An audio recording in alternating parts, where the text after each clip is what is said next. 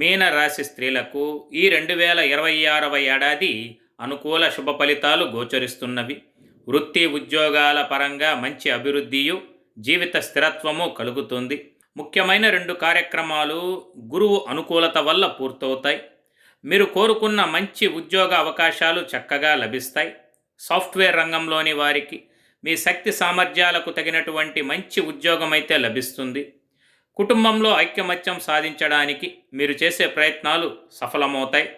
నూతన వాహన యోగము, గృహయోగం అయితే ఈ ఏడాది మీకు చక్కగా కలిసి వస్తాయి.